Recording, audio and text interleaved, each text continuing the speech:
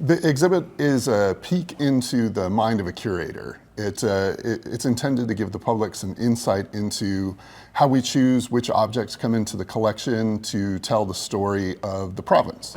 A lot of people have this idea that museum collections are like the last scene from Raiders of the Lost Ark, and we're constantly fighting against that narrative. The collections that we have are dynamic, they bring stories with them, and this is a chance for us as curators to explain to the public why we get excited about some of the objects that we get excited about. There's no one way to be an Albertan.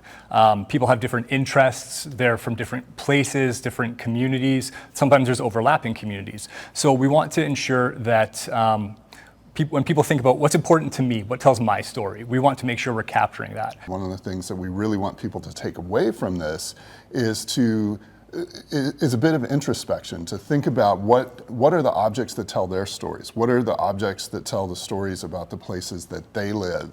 What are the objects that tell the stories of their communities? The story is everything, I would say. I think objects without stories are not as meaningful in terms of what we do.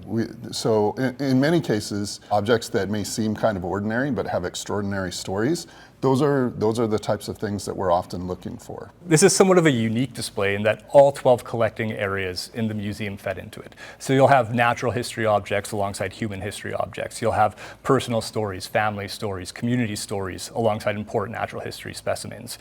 So it's an exciting opportunity to show the range of collecting that the museum does and our ongoing relationships with different community partners. Sometimes community members come to us with objects, sometimes we identify gaps in our collection and we reach out to community members. And we want to work collaboratively with these community members to ensure that our collection is representing them, the stories they want to tell.